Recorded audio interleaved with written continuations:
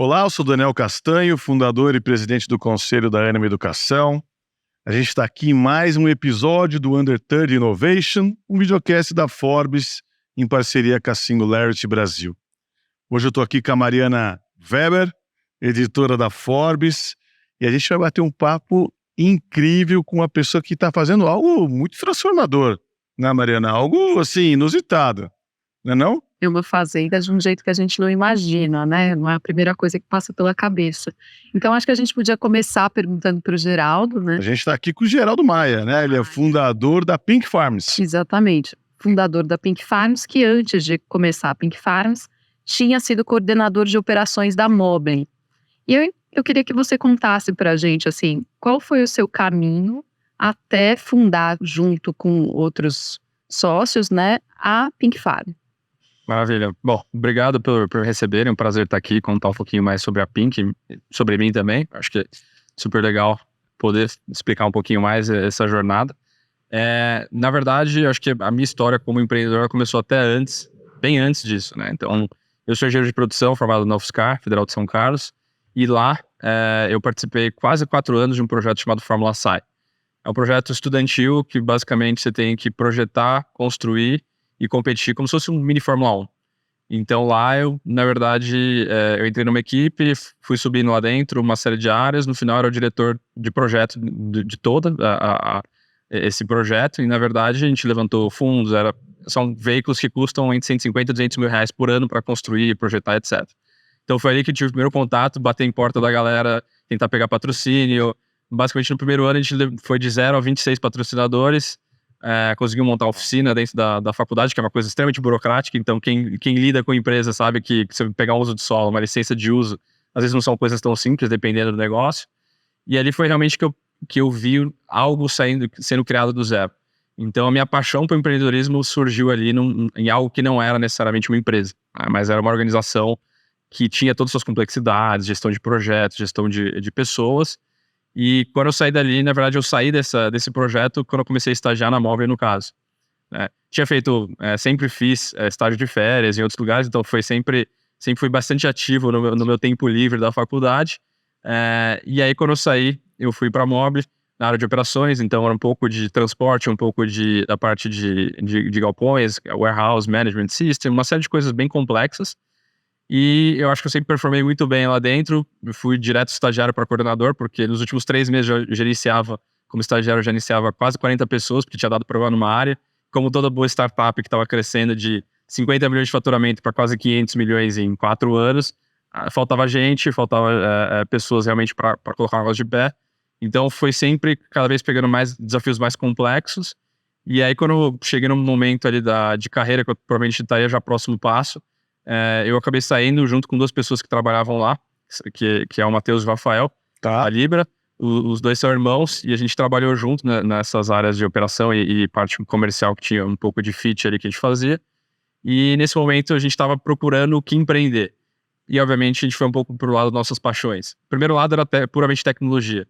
A gente queria trabalhar com tecnologia, mas queria fugir do digital, do aplicativo, do SaaS, do e-commerce. Era uma coisa que a gente tinha passado, a gente gostava, mas não era a nossa paixão real. Então a gente começou a olhar um pouco para novos produtos e melhoria de processo. E aí quando a gente estava pesquisando, a gente falou, tá bom, o que mais a gente realmente tem paixão? E o outro lado era gastronomia e alimentação. Então a gente começou a procurar um pouco nesse formato e a gente achou as fazendas verticais. E na época era muito incipiente ainda, existia alguma coisa no Japão, nos Estados Unidos, Aerofarms estava surgindo. Então era algo muito novo. E a gente teve que desenvolver a tecnologia inteira do zero. Então foi esse o primeiro passo até a gente chegar na Pink Farms. E o que são fazendas verticais? Não, mas antes disso até... Olha, não. Quer dizer, você sempre foi uma pessoa com essas ideias disruptivas, né? Então nunca, né? Já começa antes ali, vocês todos, enfim. Então eu achei incrível. Mas aí eu eu fiz essa consideração que eu fiquei assim... Nada trivial, né? Quando a gente está perguntando o que são essas fazendas, mas enfim, você acha que tem sempre esse perfil de buscar e ter esse olhar para coisas não tradicionais, é isso mesmo? Exatamente. E até o fato engraçado, né? A gente tava em família, eu tenho 3 irmãs, né, são mais velhas do que eu. E aí, quando a gente foi ver, né, nos últimos natais, a gente tava vendo todo mundo ou tinha virado empreendedor ou tinha virado autônomo. Então a gente também já, meio que de casa, acabou tendo um perfil nesse sentido de realmente buscar o seu próprio caminho. Deixa eu pegar esse ponto, só para não perder. Você acredita o quanto que teve essa influência dos seus pais? É a influência dos seus pais? É a influência do ambiente? Conta, porque a família inteira, né? Então tem esse espírito empreendedor ou autônomo, ou querer ser protagonista da própria história, enfim. A que você atribui isso? Acho que o americano, ele pergunta, né? É nature ou nurture, né? No caso, eu acredito que é muito nurture, ou seja, realmente eu acho que em casa a gente sempre teve um foco muito grande dos ensinamentos de realmente meritocracia, de buscar o seu próprio alimento, de ir atrás das coisas e realmente fazer, né? Então, eu diria que isso já vem dos meus pais, da visão que eles têm do mundo de preparar. Isso eu acho que ajudou muito todos nós a chegar a um ponto de vida e tomar uma decisão de empreender. Acho que era muito mais fácil do que a gente tivesse uma relação de muita dependência, de esperar acontecer as coisas. Então, acho que isso ajudou bastante nessas decisões. Muito legal. E aí eu interrompi aqui a Mariana, mas enfim, mas eu... Você tava curiosidade, eu tô pensando que criação é essa, né? Você pode dar exemplos de como eles colocaram vocês nesse caminho? Eu acho que sempre foi, assim, não vou falar que existiam metas e recompensas, porque não era necessariamente esse o caso, mas acho que as coisas sempre foram muito bem conversadas. Qual que era o objetivo principal na escola, na faculdade, o que a gente tinha que fazer, vamos planejar para, tá bom, tem que estudar, vamos sentar e estudar. Então, acho que sempre foram feitos, as coisas foram organizadas de maneira que a gente pudesse atingir nossos objetivos dentro de algo que fosse confortável também. Nunca foi algo loucura, vamos fazer qualquer coisa a qualquer custo. Então, acho que vou brincar aqui, eu fiz uma negociação com meu pai, que obviamente o objetivo que ele sempre teve era dar um carro para os filhos, e obviamente tem 3 irmãs mais velhas que ganharam um carro mais básico possível, e eu sempre fui apaixonado por carro também, que o automobilismo sempre foi a minha outra paixão, e eu falei, pai, elas acabaram fazendo faculdade privada, que era mais o fit delas, o que elas queriam fazer, onde elas queriam fazer na época. Eu falei, eu quero fazer uma pública, mas já que você não vai gastar comigo nisso, vamos ter um planinho de negócio. Falei, se você pegar 10% que você vai gastar nos próximos 5 anos, você me dá esse carro aqui. Ele falou, tá bom. Então, assim, é uma brincadeira aqui, mas eu acho que sempre teve essa mentalidade de... Legal. Assim, dado que existe o custo, dado que existe uma oportunidade, vamos fazer uma coisa que fica bom para todo mundo? Então, acho que a gente sempre foi incentivado bastante nesse sentido. Acho que isso foi muito legal. E como também, eu acho que morar fora desde os 17, 18 anos é uma coisa muito importante para qualquer pessoa. Aprender a lavar sua própria roupa, sua própria louça, ter suas próprias responsabilidades, ir no mercado. Acho que isso também faz um amadurecimento muito mais rápido, sair do guarda-chuva dos pais mais rapidamente. Acho que tudo isso ajudou também a ter um perfil um pouco mais empreendedor. Muito legal isso que você coloca, né? Porque eu acho que esse ambiente e os pais, de alguma maneira, trazerem assim, olha, você pode fazer o que você quiser, vem aqui, mas não é dado, é conquistado.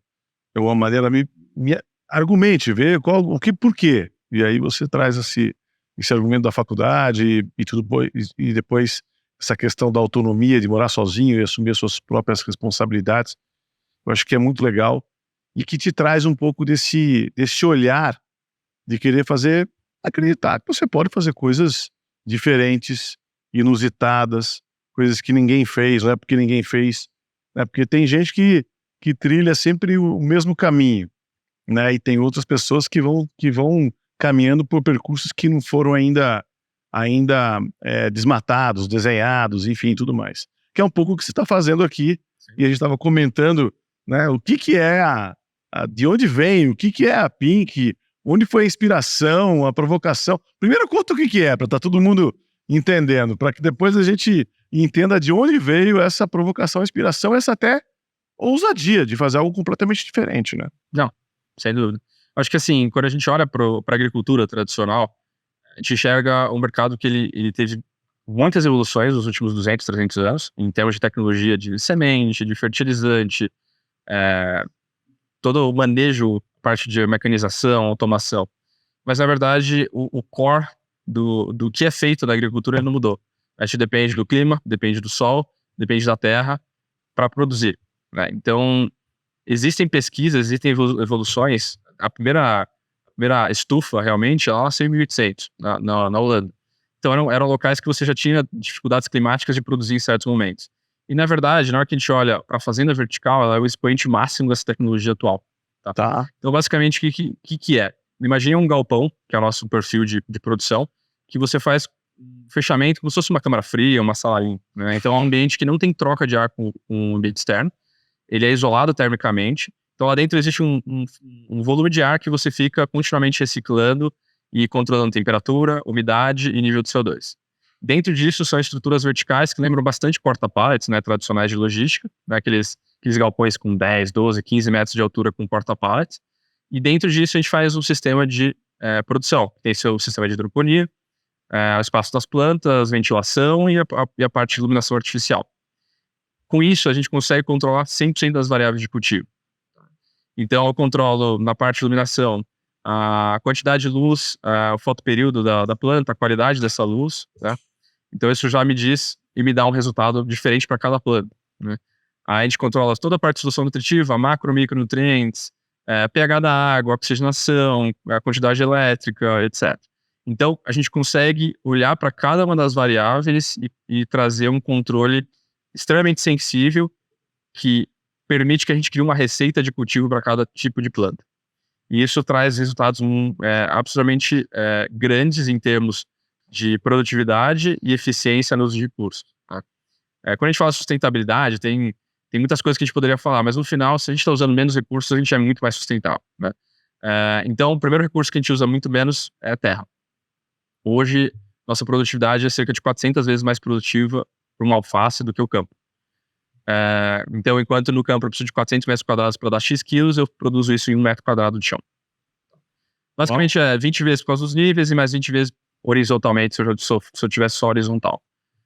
Do outro lado, a gente economiza 95% de água por mesmo quilo produzido, 60% de fertilizantes, não utiliza nenhum tipo de defensivo ou agrotóxico, né, que é o termo mais tradicional.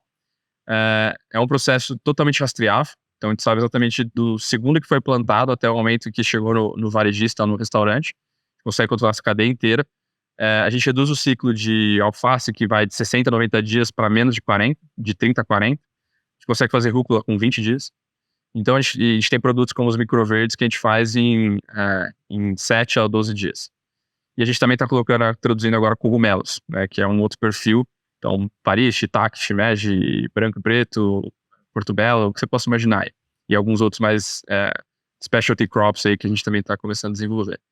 E agora, na verdade, é um processo que ele é, que eu falei, é muito mais eficiente, mas em termos de qualidade final do produto é muito diferente.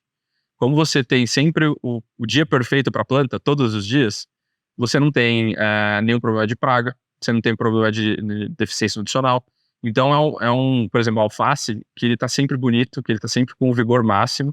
E a gente consegue entregar um shelf life hoje já de 10 dias para o varejista. A gente quer chegar até 15, pelo menos. Talvez até 20 dias, dependendo. A gente tem teste interno de mais de 30 dias tranquilamente. Então, a gente consegue não só trazer um produto que ele é muito mais produtivo, que é muito mais sustentável, mas que ele é muito melhor em termos como eu comentei, um pouquinho de qualidade, né, parte visual, mas a gente também consegue entregar produtos que têm valores nutricionais superiores ao cultivo tradicional, porque isso é tudo dependente do controle de variáveis. Uhum. A gente consegue brincar um pouco com o sabor da planta, né? Obviamente, eu brinco que a gente tem um cone de genótipo, né? Na verdade, a planta ela tem uma genética, Certo. na verdade, ela pode acontecer uma série de coisas, depende do caminho que você seguir ali. Então, dentro disso, a gente consegue direcionar e fazer, por exemplo, uma rúcula que é mais apimentada, uma rúcula que é mais amarga com o mesmo cultivo, só mudando as variáveis de cultivo. Tá? Então, a gente consegue brincar com cor também. Então, E isso é tudo orgânico, certo? não, assim, A palavra não é orgânico. tudo é orgânico, tudo é natural, porque senão não existiria, né? Então, o orgânico em si... Explica para mim, explica então o que é a diferença, porque não tem agrotóxico que você falou. Não, e é um entendimento muito, muito comum das pessoas. A gente fez muitas pesquisas que as pessoas relacionam... Então, minha pergunta não é tão tonta assim, então. Não, é bem normal isso a gente escutar, mas quando você olha realmente na legislação do orgânico, porque o orgânico é uma legislação. Tá. Você tem alguns limitantes do que você pode ou não pode usar, ou você pode usar em casos específicos. Mas, na verdade, os defensivos, eles podem ser orgânicos ou inorgânicos. Então, você pode usar, no geral, defensivos orgânicos. Óleos, no geral, né? E eles podem ser tão nocivos quanto os inorgânicos. Então, assim, para mim, o orgânico, ele é um trend scam, né? Tipo, uma tendência enganosa, assim. Porque ele serve para gerar realmente valor no ponto de venda. Tá. Ele tende a ser melhor, mas não é simplesmente porque ele é orgânico. Ele tende a ser melhor porque, no geral, os orgânicos, eles têm uma margem melhor, então eles conseguem ter uma produção menor e pessoas que têm mais know-how no processo produtivo. Então, a gente volta para o mesmo ponto, que é você conhecendo o seu processo produtivo e conseguindo cuidar bem dele, você tende a ter um produto melhor. E não é porque ele é orgânico que ele vai ser melhor, ele pode ser melhor. Então, a gente entrega o produto, na nossa visão, ele é muito superior ao tradicional e bastante superior ao orgânico que a gente encontra hoje, que já é bem mais selecionado, etc. Qual que... fala, desculpa. Não. O orgânico, no final, ele é um produto de nicho. Ele precisa de mais terra, ele é menos produtivo por metro quadrado. Então, quando a gente olha a distância do tradicional, porque a gente faz aqui em qualidade, é muito diferente. O orgânico, a qualidade é superior, mas talvez ela seja um pouco menos distante. Mas em termos de produtividade é ainda maior. Em termos de uso de recursos é ainda melhor. Então, o orgânico, ele sempre vai ser algo de nicho para fazer para AAA em termos socioeconômicos. Ele nunca vai ser algo que todas as pessoas do Brasil vão comer. E o nosso produto, sim, nosso objetivo é ser a maior marca de consumo da América Latina desse tipo de produto. Então, a gente consegue baratear num ponto que, quando a gente olha para o commodity, aquele alface que você encontra todo amassado, feio, a gente consegue produzir mais barato e com a mesma qualidade que a gente tem hoje. Então, esse é o nosso objetivo final. E como é que você comunica isso para o consumidor? Porque o consumidor pensa, eu quero orgânico, né? Se eu vou pagar talvez um pouco mais, o que está mais difundido, eu acho que ainda é o orgânico. Como é que você comunica as vantagens do seu produto e se você pensou em alguma vez em atender as regras do orgânico para ter essa certificação? Perfeito. Só respondendo a último ponto. Na verdade, no Brasil, o orgânico ele não pode ser hidropônico, ele só pode ser produzido da terra. Nos Estados Unidos já é uma regra completamente diferente, você tem hidroponia orgânica. Então você vê que já é algo que é muito, é um cherry picking de regras para a gente fazer. No nosso caso, acho que a gente tem uma comunicação muito boa na embalagem. Hoje a gente tem uma demanda muito maior do que a gente consegue produzir, então a gente está escalando a produção, então a gente não tem necessidade de fazer um trademark super avançado nem nada. Hoje, muitos dos nossos clientes eles já compram o produto independente se é de fazenda vertical ou não, porque a qualidade é excelente.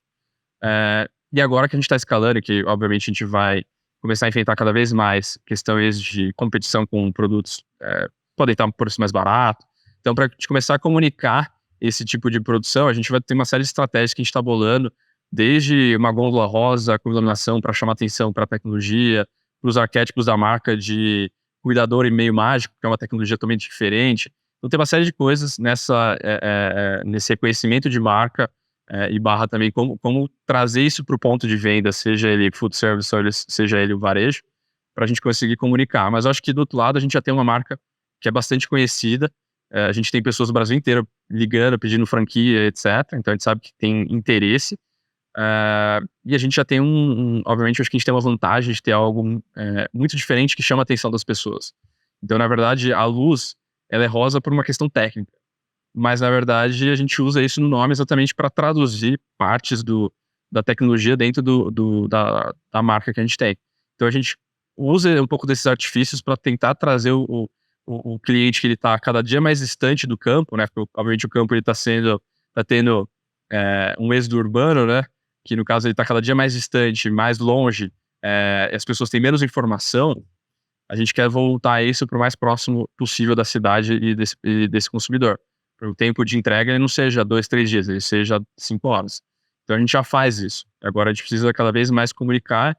E eu também não sou o cara de marketing, então eu sou um cara muito mais técnico, gestão, e agora, obviamente, a gente vai evoluindo e trazendo pessoas corretas para a gente conseguir fazer isso de maneira adequada. E por que fazer uma fazenda em São Paulo? Quer dizer, com o metro quadrado de São Paulo, aqui no lugar, ao invés de fazer no interior ou mesmo em algum lugar que seja lugar de fazenda mesmo, lugar mais... Mas fazer esta metodologia num outro lugar, o que garantiria só a eficiência muito maior, tal, mas também não teria o custo do metro quadrado que você tem em São Paulo. Claro. Mas no final é um trade-off tanto de logística, que a gente reduz hoje 95%, 96% Tá. em distância de entrega, né? Quanto uma questão que o mercado consumidor ele está nas cidades. Se a gente olhar o Brasil, a gente está falando de 65% a 70% já dentro de grandes centros, né? Então, obviamente, quando a gente olha em termos da população, para eu ter uma produção que vai ter 1.500 metros quadrados de área, não faz sentido eu botar no meio do campo, porque a logística vai ser muito mais complexa e muito maior. Aqui não, num raio de 15 quilômetros eu consigo botar uma unidade para atender praticamente 20 milhões de pessoas. Quando se eu botar no meio de São Paulo, eu vou ter um raio de 500 quilômetros para atender algo similar, pegando Ribeirão Preto, pegando Campinas, pegando partes de outras regiões. Então, olhando numa concentração de demanda, aqui é o lugar. Se eu consigo ficar o mais próximo possível, é a melhor opção. Mas, óbvio, esse trade-off ele é uma conta financeira no final. Então, tanto que a nova unidade está em Jundiaí. Tanto que eu consigo atender já na hora que eu olho um raio de 100 km, eu atendo quase 30 milhões de pessoas. Sim. De Campinas, Jundiaí, Sorocaba, São Paulo. E tanto que, na verdade, a gente chegou nessa conta e falou, tá bom, então dá para fazer um pouquinho mais distante, entregar em São Paulo, entregar todas essas regiões, num custo que é mais barato do que a gente colocar dentro de São Paulo. E aí também tem complicações, burocracias, né? Principalmente como a cidade de São Paulo, se a gente for olhar, a prefeitura tem mais complexidades e burocracias do que muitos estados aqui no Brasil, né? Você conseguir um uso de solo, você conseguir uma licença de uso, são coisas extremamente complexas. Tá. Vou fazer uma brincadeira aqui, que imagina que a cidade ela foi expulsando a indústria, né? Então, cervejarias que existiam dentro de São Paulo, hoje em dia praticamente não existem mais, né? E quando voltou esse movimento de ter microbreweries, né, de você ter o pub que faz sua própria cerveja, etc., não existia legislação para aquilo. O cara queria botar literalmente 2, 3 tanques ali de fermentação e fazer dentro da cidade. Uhum. Então, demorou, assim, 2, 3, 4 anos para conseguir chegar numa formulação da legislação que permitisse isso. Com a gente é algo similar. Não se espera que existam fazendas dentro de São Paulo. Então, a gente demorou 14 meses com a cidade de São Paulo para conseguir o uso de solo. Até explicar, fazer não sei o que, liberar. Você acredita, quer dizer, então, assim como, né, muita gente tem horta orgânica em casa, né, de alguma maneira tem até, seja no apartamento, né, uma coisa vertical, ou mesmo quando você tem um jardim, você fala, se eu tenho a tua horta, porque você vai ali pegar os seus temperos e tudo mais. Você acha que essa tecnologia ela é possível de ser replicada para que, por exemplo, um prédio, né, hoje acho que os prédios novos já estão saindo ali com um espaço de home office, alguma outra coisa assim, já tem, né, as tendências vão Mesmo hortinhas, né? os mesmos hortinhas. Novos fazendeiros urbanos. Isso. Mas você acredita que essa é uma tendência, que a gente vai ter essas hortas horizontais com essa tecnologia ou não? Como é que você vê isso? Assim, na minha visão, e aí eu tenho um lado que eu acho que é muito mais cético num quesito de conveniência, praticidade. Eu acho que, sim, vão ter empresas que fazem isso, existem empresas que fazem isso já em escalas pequenas, em coisas, imagina esse tamanho, assim, tipo 30 por 40 centímetros, mas para mim eles sempre vão ser de nicho. Eu vou dar exemplo aqui, eu quero fazer uma noite mexicana em casa hoje, decidi agora. Tá, quanto tempo eu tenho que ter plantado meu coentro antes para poder usar no meu guacamole? 30 dias, 35 dias? Então, você coloca uma barreira que, além de você ter toda a sua carga diária, você tem trabalho, você tem filhos, você tem academia, você não sei o quê, você ainda vai ter que cuidar de uma planta. Porque requer cuidado, é isso? Precisa. E quanto mais você tenta automatizar, aí o preço não vai ser R$500, não vai ser R$1.000, vai ser 5, 10, 15, 20 mil reais. E aí você já está num nível da classe econômica que ele é relativamente restrito. Então, quando eu olho para esse método, ele é totalmente plausível. Dá para fazer uma miniatura dessa tecnologia e, obviamente, você vai perdendo características delas em termos de automação, em termos de controle de climatização, que você vai deixar dentro do apartamento, você não vai ter uma câmera só para fazer isso. Então você vai perdendo também eficiência, produtividade, etc. Aí o ponto é o que faz sentido, o que as pessoas querem.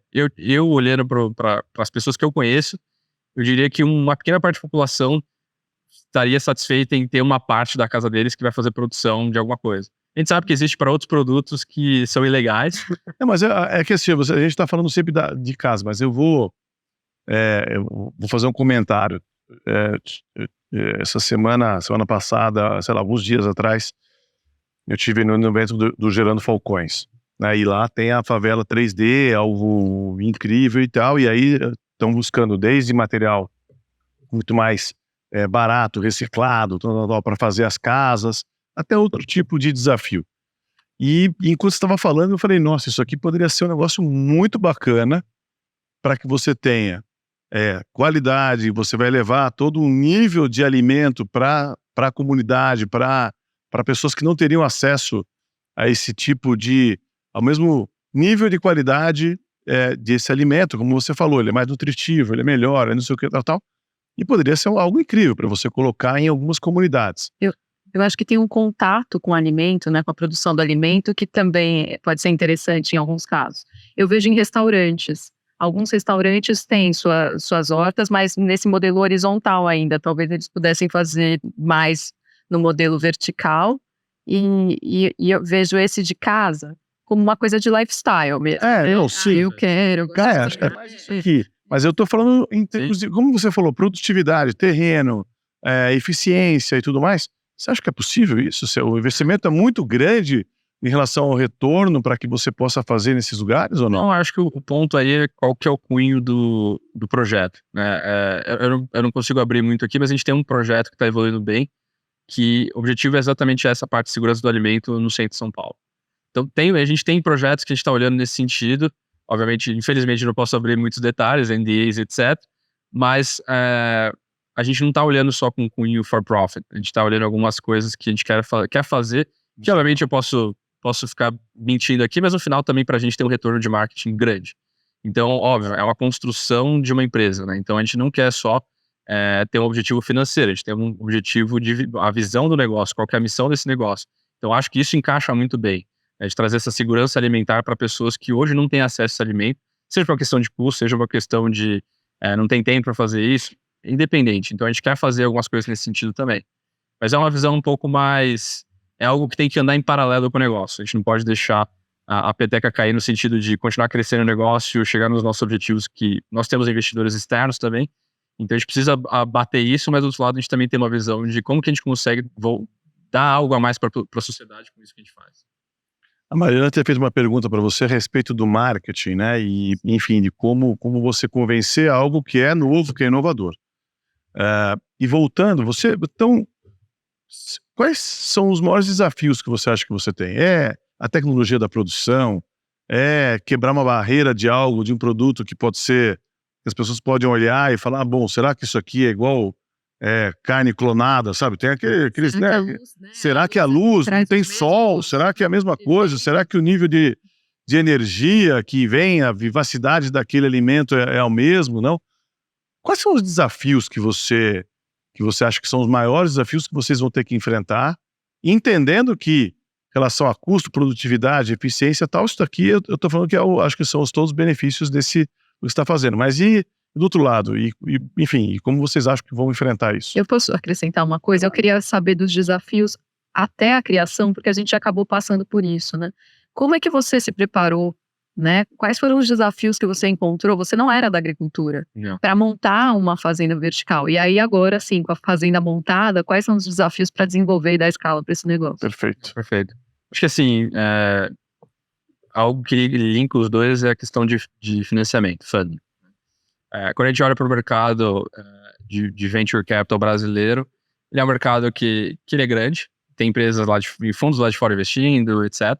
Mas ainda assim é um mercado que ele é muito late stage, né? Se a gente pegar, o grosso é late stage, obviamente. Então são poucas empresas que recebem esse capital. E early stage, quando a gente olha, é muito focado no digital. Tá? Então, para a gente sempre foi muito complexo achar pessoas que têm esse tipo de interesse em investimento. Então, isso ao longo da história, seja começando a empresa ainda no bootstrap ali, que a gente estava com a fazenda piloto, só capital próprio, até hoje ainda é uma coisa complexa. A gente tem investimentos da SP Ventures, Capital Lab, da SLC Agrícola, são players grandes aí, mas obviamente para a gente chegar nisso, eu diria que foi mais complexo do que uma empresa, tipo uma fintech da vida. Então esse foi um dos grandes pontos. Eu acho que antes eu vou traçar um ponto aqui que é a comercialização dos produtos, que para a gente foi um grande milestone ali, que eu diria que não existia empresa antes disso e agora existe. Porque antes disso era uma ideia, execução, mas que não tinha realmente impacto nenhum. Se a gente fizesse uma maior cagada no alface, tivesse contaminado, não teria problema nenhum, a partir dali tinha. Então, a gente tinha responsabilidade com outras pessoas. Então, eu diria que até esse ponto, realmente desenvolver a tecnologia, entender as receitas de cultivo, realmente mudar esse mindset de engenheiro puramente para, tá bom, a gente está lidando com um ser vivo ali que tem suas características, que ele não vai aceitar qualquer coisa, não é uma máquina que a gente está, uma peça que a gente está forjando ali, que a gente sabe o que vai acontecer, que a gente consegue botar num programa e modelar aquilo e ter uma expectativa de simulação bem próxima, né? Então, essa migração aí de ter a biologia junto nesse processo, ela foi relativamente mais complexa, né? Do outro lado, a gente teve muitas vantagens porque a gente não se baseou em muita coisa que existia no campo. Então, eu não fiquei dependente do que existia para tentar melhorar e fazer o nosso. A gente sentou e desenvolveu o nosso, e isso foi mais, na verdade, trouxe uma certa celeridade em como a gente fazia o desenvolvimento das plantas. A gente trouxe outros know-hows de engenharia, de solução de problemas para esse método. Como a gente conseguia brincar com as variáveis, a gente conseguiu rapidamente chegar num dado muito superior. Você acha, se eu só pegar esse gancho, você acha que o não ter conhecimento prévio pode ter sido bom, então? Eu acho que para certas coisas, sim. É. Do outro lado, a gente sofreu muito, vou dar um exemplo. Na planta de testes tinha uma cianobactéria que povoou lá em 3 dias e a gente fala, cara, que porra é essa? Então, até você descobrir o que era, achar alguém que talvez pudesse ter aquela informação, você conseguir pegar realmente essa base de dados que o mercado já tinha, era uma coisa super simples, era botar, sei lá, um bacillus, uma bactéria ali na água que resolvia isso. É uma coisa super simples. Então, obviamente, muitas coisas, eu diria que para fazer algo que era completamente diferente do campo foi muito positivo em muitas coisas, mas não ter alguns dados e base de informação e ensino e outras coisas foi muito ruim. Mas eu diria que ele foi mais positivo do que negativo. Não tinha aquele que falava, isso aí não vai dar, né? Isso aí não é assim que se faz. Não, mas isso é uma coisa, acho que é muito bacana para quem vai empreender e quer fazer algo diferente, né? De alguma maneira trazer pessoas que não têm a ver com o que você quer fazer. Porque se você quer inovar, você pode trazer um olhar completamente diferente.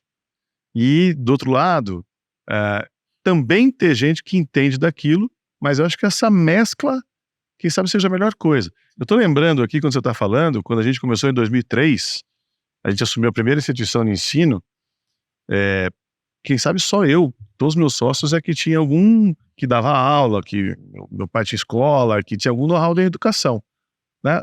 E fomos em 10. A gente se mudou para Belo Horizonte, ninguém entendia nada da educação. E isso foi muito bacana. Por quê? Porque muitas vezes as soluções, a gente demorava mais para conseguir achar uma solução, mas as soluções eram mais criativas e muitas vezes muito mais ousadas, porque a gente sempre fez a pergunta por quê com o olhar de quem não entendia aquilo. Principalmente na gestão Sim. acadêmica. Já na área acadêmica mesmo, aí você tinha que trazer gente que já conhecia. Mas essa relação é muito bacana, né? Esse mesclar de pessoas experientes com pessoas que não entendem daquela área, porque aí você traz soluções muito mais criativas. Sem dúvida. Mas assim, e eu até vou falar aqui para não ser massacrado por agrônomos depois, mas obviamente hoje a gente tem uma estrutura que tem uma base biológica ali, produção vegetal, fisiologia, não sei o quê, que na hora que a gente olha, vamos dizer assim, se a gente fez 70% do trabalho, esses últimos 30% são os mais difíceis. E eles que realmente entram, agora entendendo o que já foi feito, Perfeito. Que tem para fazer a mais, o que dá para melhorar, a uniformidade de produção, não sei o quê, e aí sim, eles fazem uma diferença absurda.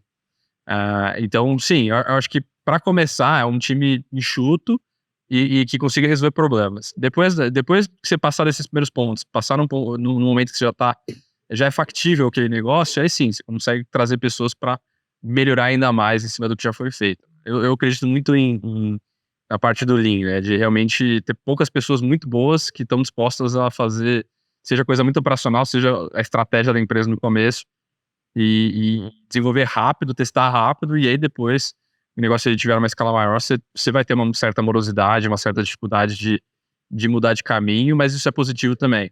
Hoje, para qualquer mudança que a gente tem no processo produtivo, não é uma mudança que se resolve numa reunião.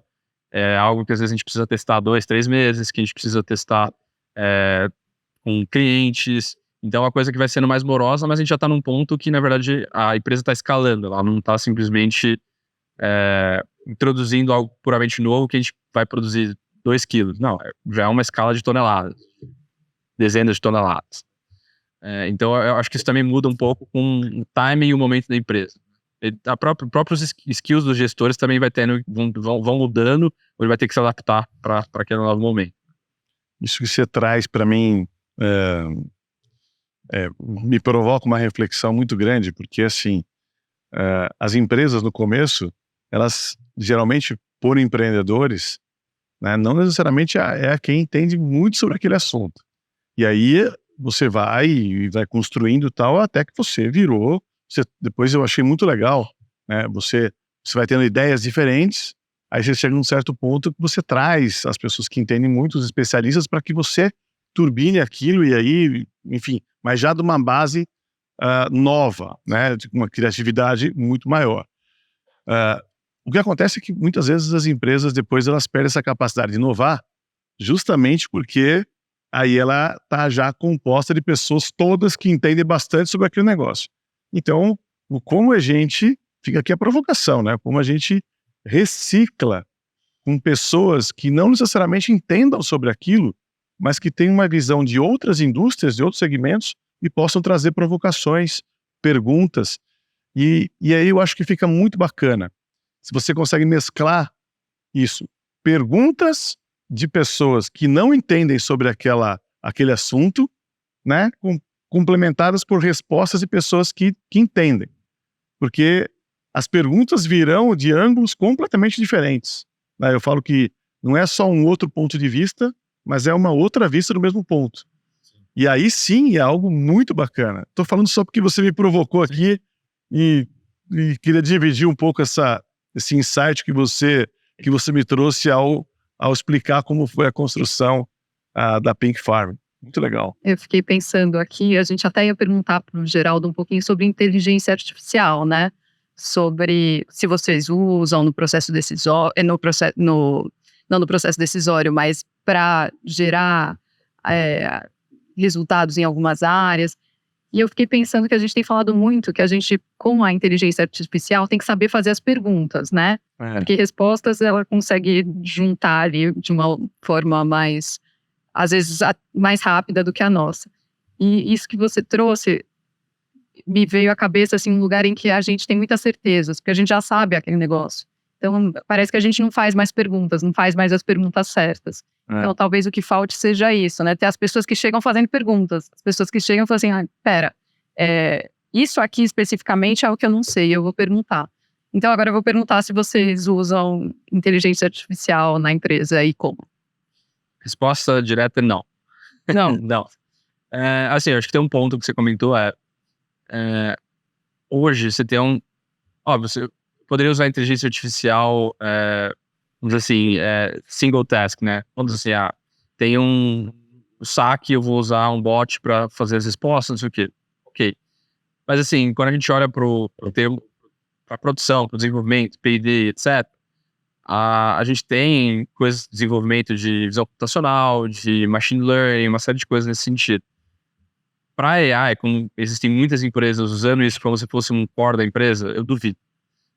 Eu tenho muitas dúvidas da maior parte das empresas que colocam isso, que para mim é marketing. Simplesmente estão tentando colocar algo ali que é cool, que o mercado quer escutar para contar a história, né? Quando eu olho para isso, o que a gente faz, eu diria que a gente ainda tem alguns passos antes de jogar uma rede neural ali para tentar ajudar a gente a solucionar uma série de problemas. Tá? A gente precisa de mais dados, precisa de dados melhores, precisa de mais pontos de dados para começar a pensar nisso. Vou dar um exemplo, que uma das coisas que a gente está desenvolvendo, que é algo que ele é diretamente relacionado ao processo produtivo e melhora bastante a nossa qualidade dos transplantes. Imagina que a gente tem uma mesa desse tamanho aqui, e a gente precisa selecionar 95% das mudas para transplantar. Quando você tem o ser humano ele é falho. Ele não vai conseguir analisar tudo de uma vez e selecionar as posições ideais. Então, o que a gente faz é tira foto disso tudo e fala, tá bom, com a estimativa de área de folhar, do peso da planta, com base nesse cálculo que a gente tem de testes destrutivos, não sei o quê, tá, essas são as plantas que vão transplantar. E aí sim você pega, ou uma pessoa, você vai ter, sei lá, um negócio de realidade aumentada que ele vai lá e já mostra quais plantas estão vermelhas, quais estão verdes. Pode ser um painelzão ali iluminando, ou você pode ter um braço robótico ou um sistema linear, alguma coisa que vão lá e pega, entendeu? Então, o nosso primeiro passo é como é que a gente consegue usar isso para melhorar o processo produtivo. Então a gente ainda está num momento que ele é muito incipiente para vislumbrar qualquer tecnologia de inteligência artificial. Não saberia nem o que fazer com aquilo e a inteligência não ia retornar nada. O input é ruim e o output ia ser péssimo. Então, e quando você olha a complexidade das empresas, eu tenho minhas dúvidas que muitas delas usam realmente o que elas falam que elas usam. É a minha opinião pessoal, tá? Então, não, a gente não usa ainda. A gente tem alguns caminhos aí de computação que estão melhorando nossos processos e ajudando a gente a trabalhar, mas acho que até chegar lá tem um certo trabalho grande para a gente ver se aquilo vai retornar uma coisa positiva para a gente. Você fez um comentário aqui no começo, que você começou e aí junto com o Matheus e o Rafael. Exato. E aí, primeiro conta como é que o que cada um faz hoje, como é que vocês se dividem, se vocês constroem isso, mas eu entendo que vocês eram amigos, né? E vocês eram amigos e aí montaram a empresa. É isso? Vocês não, eram pessoas complementares. Rafael, eles são irmãos gêmeos. Ah, tá. Então obviamente, se conhece há muito mais tempo. Mas na verdade, os dois fizeram a mesma faculdade, o mesmo master na Alemanha, a mesma área. Mas no final, os dois foram para áreas diferentes. O Matheus é um cara mais técnico, o Rafael é um cara mais generalista, financeiro, contábil, administrativo. Então hoje, a gente, na verdade, as divisões, os três têm a mesma participação, os três têm o mesmo peso na decisão final. O meu cargo de CEO ele é muito mais pelo que eu faço. RI, funding, gestão de projetos novos, etc. Então, o time ainda é enxuto. Então, a gente acaba fazendo, às vezes, coisas até operacionais no dia a dia que a gente ainda está migrando e passando para outras pessoas. Então, o Matheus está tocando toda a parte de tecnologia e P&D. Então, tem um braço ali na produção, parte mais de S&OP, que a gente está fazendo uma série de coisas de planejamento de operação e vendas. E aí ele entra no detalhe da tecnologia, dos sistemas de engenharia, dos sistemas de pesquisa, etc. O Rafael eu chamaria de backbone da empresa. Então ele tem administrativo, RH, financeiro, fiscal, contábil, etc. Então ele toca tudo isso. E tem pessoas abaixo dele. E aí a gente tem algumas áreas que são um pouco mais... A gente tem o comercial, tem o Alberto, que é um cara um pouco mais experiente, 15 anos de mercado aí já, só na parte de orgânicos e saudáveis, mais quase 20 anos aí de área de financeiro comercial. Então ele meio que toca sozinho a área comercial. A gente tem várias outras pessoas, head de produção, head de engenharia, que já tem uma certa autonomia que a gente já não precisa ficar tão hands-on. Como é a questão... aconteceu isso comigo também, né? Eu sou sócio de amigos da faculdade, depois a gente se encontrou, e enfim. Então, eu me tornei sócio de amigos. Que eu acho que é a mesma coisa, não é que eu fiquei amigos dos meus sócios, Sim. né? Eu fiquei sócio dos meus amigos.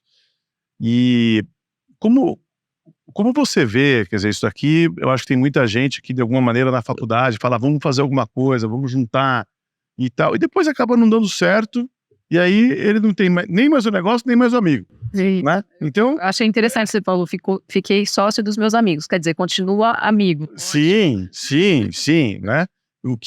Agora, a minha pergunta para você, para dividir, né? Não, é isso mesmo, não, eu acho maravilhoso o que você está falando, mas assim, quais são os maiores desafios, quer dizer, quais são as dificuldades? Vocês já tiveram ali atritos, como que vocês lidam com esses atritos e a ponto de falar, enfim, porque você acaba tendo uma liberdade, quem sabe até uma intimidade com o amigo, e acaba falando algumas coisas, ou não tem aquela formalidade que você tem com quem você conhece menos.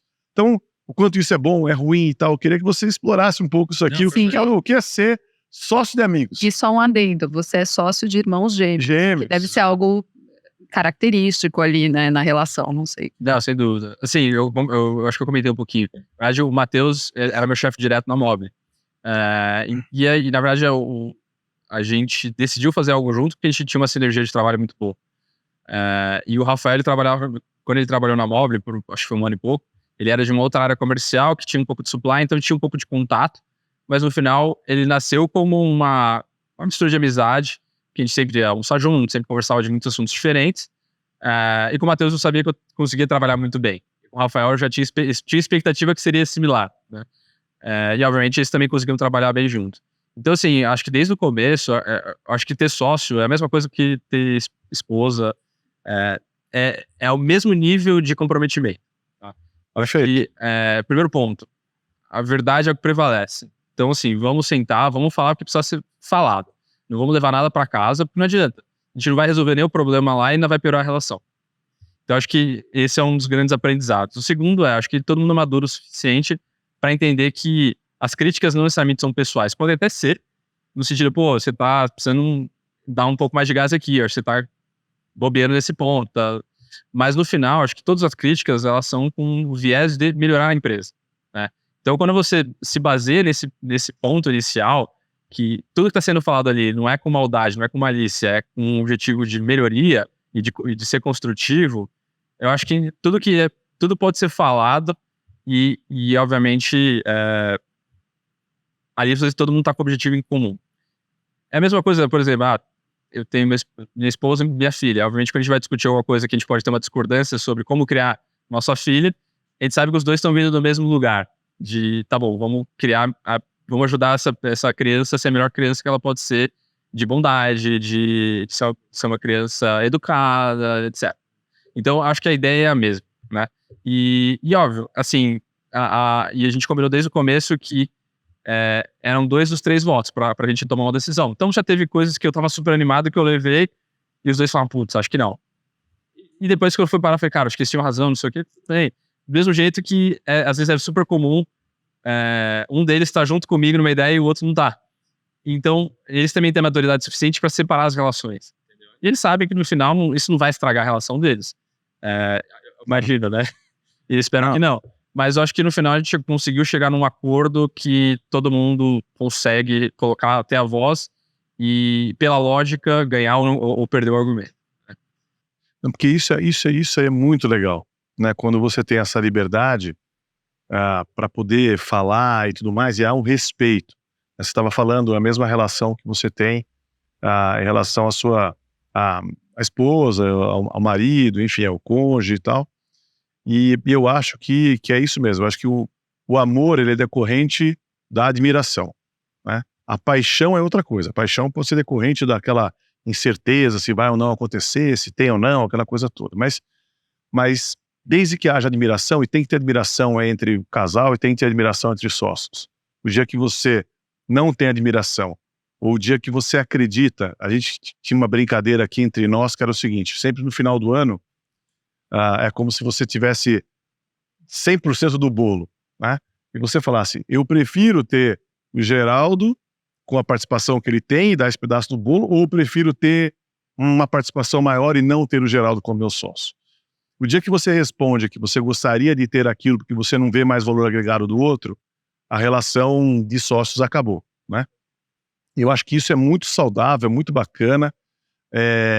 Você prefere não ter aquele terço da empresa e tê-lo ali porque ele agrega tanto valor ao seu terço do que ter a empresa como um todo, né? Não, e isso é muito bacana, que vocês continuem com essa relação, né, durante muitos anos, porque o que vocês estão fazendo é incrível, né? Quem sabe o maior risco dessa empresa é os sócios se desentenderem, entendeu? Quer dizer, porque o que você está fazendo é incrível, o produto é incrível, o impacto é muito bacana, você vai arrumar dinheiro, você vai conseguir fazer e provar o quanto aquilo é eficiente, enfim, eu acho que eles têm uma trajetória maravilhosa pela frente, né? E eu acho que se eu tivesse que me comentar aqui com você, é o seguinte, preserve essa relação, façam coisas juntos, façam team building, não deixem nada embaixo do tapete. Qualquer coisinha que você vai deixar embaixo do tapete, ela cresce, né? Parece que embaixo do tapete tem fermento, sabe? Vai virando um negócio muito grande. Então, tem essa relação muito saudável, muito fluida. Essa relação que eu tenho com meus sócios há mais de 20 anos que a gente é sócio e continua com esse tipo de relação. Isso é muito legal. Não, sem dúvida. Eu acho que é muito similar até. Eu tenho uma filha pequena agora, então você tem uma esposa que está no primeiro ano de vida da filha ainda, que ainda tá mamando, tem toda a complexidade, voltou a trabalhar. Eu acho que é uma ideia similar de que, imagina que às vezes os dois têm total 100%, tem que ter 100%, né, de energia para atender. É isso. Você espera que venha 50-50, mas tem dia que um tá 5, o outro tem que ser 95. Então acho que isso é algo que a gente também consegue enxergar e complementar um no outro, falar, putz, tá bom. Vou dar exemplo, tava dando problema comercial e, putz, tava com o Rafael ou com o Matheus e não tava dando conta, e naquela semana eu falo, deixa eu dar um gás aqui com vocês pra gente resolver, vamos sentar, discutir, fazer war room aqui, não sei o quê. Então acho que isso serve para ambos os cenários, ambos os relacionamentos. Então, conseguir também ajudar. E com certeza, tudo que a gente fez, os três têm a mesma responsabilidade no que foi feito até hoje. Acaba que eu apareço mais porque eu sou front-end do negócio e tenho mais essa relação com o mercado, com Muito bom. jornalística, etc. Mas no final, os dois...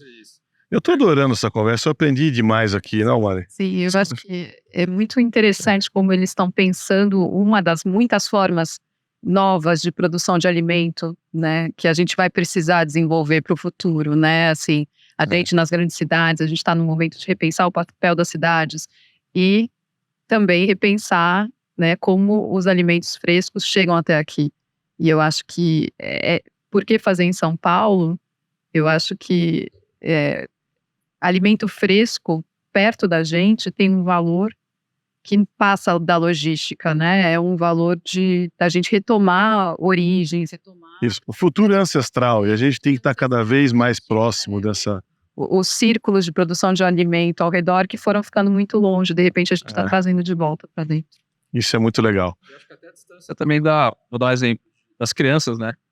Hoje em dia tem muita pessoas jovens, não necessariamente só crianças, não sabem, nunca plantaram um pé de alface, não sabem como funciona, não sabem absolutamente nada. Então, esse é um dos pontos que a gente quer tentar trazer de algum jeito no futuro aí. Tentar trazer esse processo lúdico de plantio. Eu tenho uma memória com provavelmente 4, 5 anos que eu plantei na escola e depois levei para casa. Tanto que depois, desde o momento que eu tinha apartamento meu só, eu sempre tive horta em casa, sempre uma coisa que eu gostei também.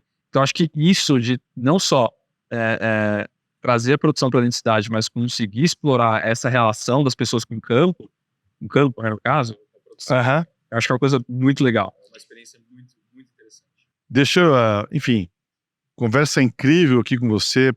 Para a sua mensagem final, eu queria só fazer uma última pergunta. Depois a Mari faz algum comentário. Eu falo que se você pudesse fazer com que as outras pessoas acreditassem em algo que você acredita, ou tudo que você, enfim, seja do lado pessoal, seja do lado da sociedade, seja do que você está fazendo agora efetivamente sobre a agricultura e tudo mais, o que você gostaria? Você fala assim, olha, as pessoas precisam entender isso. O mundo vai ser mais legal se todo mundo pensasse de alguma maneira algo que você, quem sabe, aprendeu na sua trajetória, e com isso eu já te provoco para a sua consideração final aqui, para a mensagem, enfim, adorando aqui tudo que você falou, esse papo e a empresa que você está construindo. Obrigado. É uma pergunta difícil, essa consideração. Eu acredito que eu sou um cara bastante politizado, tenho uma visão de como as coisas deveriam ser, e eu acho que, na verdade, é um lado talvez mais de liberdade, sabe? Tô tentando colocar de maneira que não seja muito politizada aqui, mas eu acho que as pessoas hoje, elas têm uma visão que tudo se dói, né? Na verdade, não é... Quando você fala, eu acho que a liberdade de expressão é uma coisa que deveria ser restrita e é algo sagrado. E se a gente não pode falar de algo, uma coisa muito... Na verdade, aquilo lá acaba que ele tende a crescer exatamente porque as pessoas não podem falar, porque é algo proibido. Então, assim, eu acho que quando a gente fala, a gente tem muitos pontos opostos, pessoas querendo falar sobre agricultura como se fosse algo ruim, alimentação, tipo de produção extensiva. Eu acho que no final a gente precisa de cada vez mais discussões construtivas, né? Incrivelmente, a gente recebeu praticamente nenhuma pessoa falando de não, isso aqui não é natural, isso aqui não é correto. Nunca, eu lembro talvez de uma pessoa que veio com esse viés, e eu sentei com a pessoa e falei, tá bom, você acha que a luz não é natural? Mas a luz, o fóton, é uma onda eletromecânica, não sei o que, vem de tal maneira. Do Sol é a mesma coisa, só que vem isso e a nossa vem isso. Tá bom. É ponto fertilizante, isso aqui é o íon, que chega na planta que ela faz absorção. Então, assim, na verdade, se você consegue sentar e explicar para a pessoa e mostrar teu ponto de vista, eu acho que a gente tem muito a ganhar com as pessoas tendo uma cabeça muito mais aberta E humildade também para aprender outras pessoas. Do mesmo jeito que quando eu vou para um assunto que eu já não tenho um background, que eu não tenho realmente um estudo, eu vou completamente aberto e tento absorver o mais possível até chegar num ponto que eu realmente acredito que eu tenho informações necessárias, estudo necessário para falar, tá bom, eu acho que a minha opinião está bem formatada nesse sentido e eu tenho esses motivos aqui que eu consigo discutir para falar o porquê. Então, se eu chegar numa discussão que eu não sei absolutamente nada, eu não abro a boca. Porque eu não vou agregar em nada e, na verdade, eu não sei o que falar. Eu vou fazer vou passar por um tonto ali, né, na discussão. Então, quando eu olho para isso, e aí, para a vida em geral, eu acho que é um ponto que nós, como sociedade, a gente precisa ter um pouco mais. Discussões construtivas, não tem nada que não possa ser falado. E, como a gente falou de jogar coisa embaixo do tapete, seja questões de democracia, não sei o que, eu acho que tudo tem que ser falado, tudo tem que estar disponível para a gente discutir. Eu acho que o único jeito da gente chegar a uma conclusão similar e estar num caminho que as coisas consigam andar para um lado só, efetivo.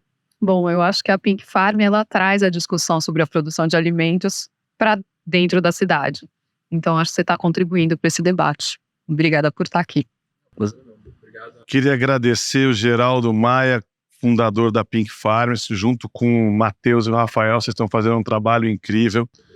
E eu adorei essa consideração final, né? Eu acho que a maior, enfim, a maior característica desejada do ser humano é a liberdade, né? E liberdade é você, de alguma maneira, estar bem independentemente da opinião ou do lugar que você está. Isso é a liberdade de verdade, né? Então, que você continue com essa paixão, enfim, com esse desejo de querer fazer algo completamente transformador e fazer algo que faça realmente diferença na vida das pessoas, que algo completamente inovador, né, que seja um sucesso, que impacte muita gente, enfim, que muita gente possa ter uma qualidade de vida muito melhor pelo que come. Se a gente é o que a gente come, que a gente consiga se alimentar melhor para sermos pessoas muito melhores, né? Continue aí com essa relação tão bacana que você descreveu entre você e os seus sócios, onde é todo mundo complementar e fazendo algo muito diferenciado. Obrigado de coração, adorei conhecer vocês, super merecedores desse prêmio da Forbes Under 30, e adorei o bate-papo aqui junto nesse videocast da Forbes em parceria com a Singularity. O prazer é meu, muito obrigado pelo convite, foi um prazer conversar com vocês. Obrigado.